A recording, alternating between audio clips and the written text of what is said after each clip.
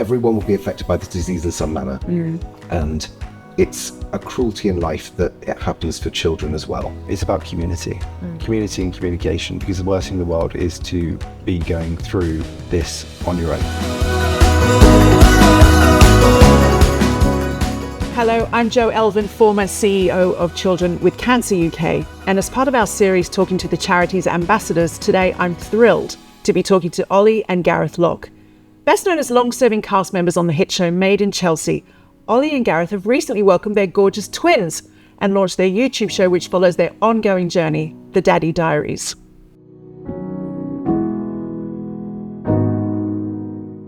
Ollie, Gareth, thank you so much for having us in your beautiful home today to talk about Children with Cancer UK.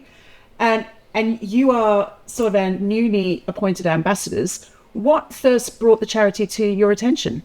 I think we had an epiphany as such when we had our own children, and it took us a long time to have children, and we wanted to do something that was, and put our name to something that was incredibly powerful, and there's nothing more powerful than children with cancer.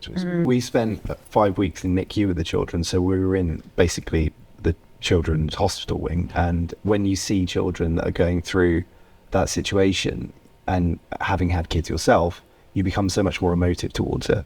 And it's just incredible, like the work that the charity does and what it's able to do in order to improve the situations of it. So it's something that we really felt passionate to get behind. And you've already been so active on the charity's behalf, but what are you looking forward to really getting your teeth into?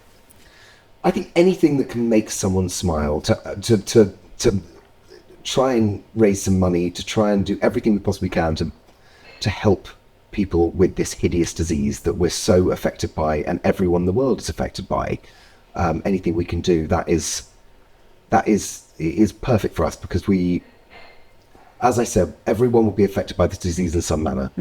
And it's a cruelty in life that it happens for children as well. And so I think that if we can do that, make people smile, make people happy, do anything we possibly can to raise some money to beat this disease, the better it is. Not all of us can know how it feels to be going through that with our families, but it's something that when you're a parent, you just really empathise with, don't you? You just can't help it.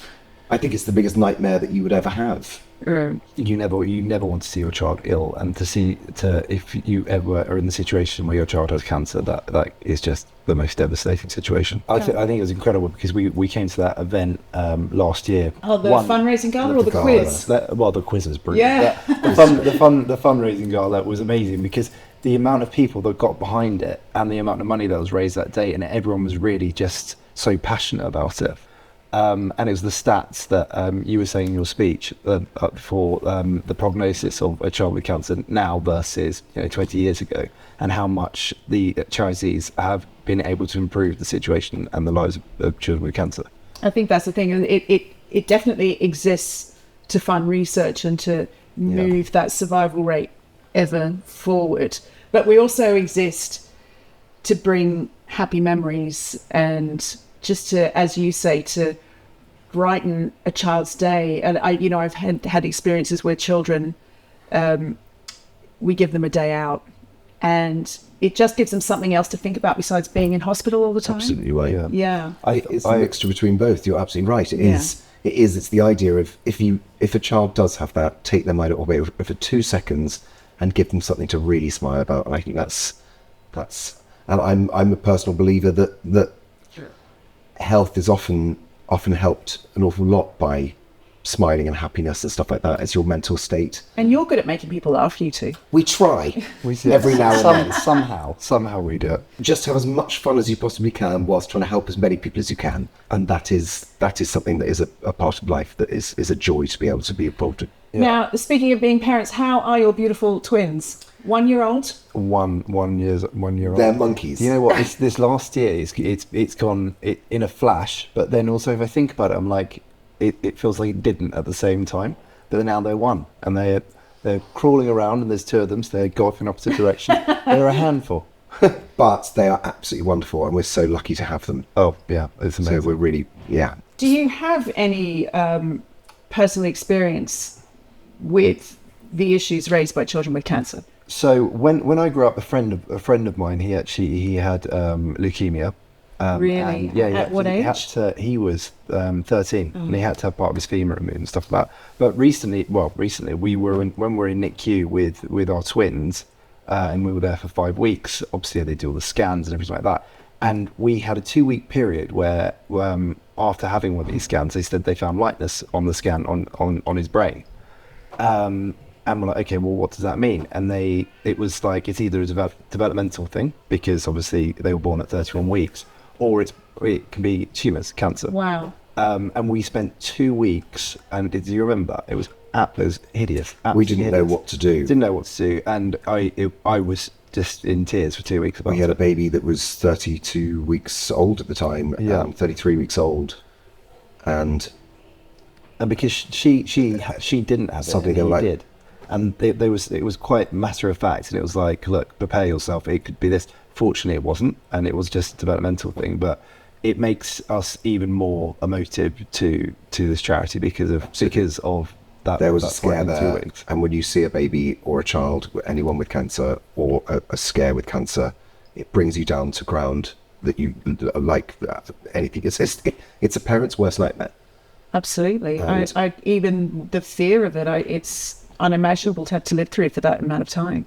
So, and what I find extraordinary is with working with the charity, you see and meet the parents that are the strongest people I think I've ever seen in my entire life. 100%. Whether they are going through it or they've lost a child through it, their strength is something I've never seen in humanity before, because it is the worst nightmare in the world, and how they step up and are there going, okay, I might have lost a child, however, I'm going to do everything I possibly can to help others in this circumstance, and to try and change the motive is remarkable. And we are so grateful to those parents, because it makes such a difference. But also the children, the examples of stoicism and resilience and frankness and honesty about what they're going through has floored me. When a 6-year-old's talking you through her chemo regime, you realise you've never had a bad day in your life. Absolutely right. It's crazy, isn't it? Does put things in perspective, and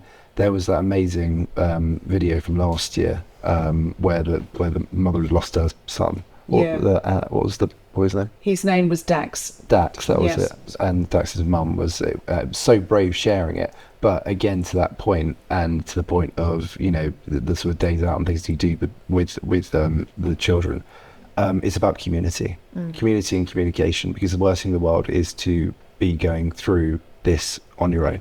When you talk about something, you share the problem. And that's what I think is really important about this charity as well, as community. We are so grateful to have you, and I can tell just by sitting with you and talking to you how much this means to you and how emotionally invested you are, and we're so grateful. What are you looking forward to in your future work with the charity? I think let's get involved in everything we can. Yeah. I think although there's an awful lot of darkness behind it, there's an awful lot of light that you can give. And I think if we can try and do that and make some people laugh or smile or have a moment off thinking about it, then that's where it all is. Well, I cannot think of 2 better dads for the job. So thank you. Thank you. Thank you to Ollie and Gareth for chatting with us today. We can't wait to see what's next for both your work with the charity and for your gorgeous young family. I'll be meeting more of our wonderful ambassadors soon, so please join me for that. And if you want to find out more about Children with Cancer UK, please visit the website where you can find out about the support we offer and how you can help. Thank you.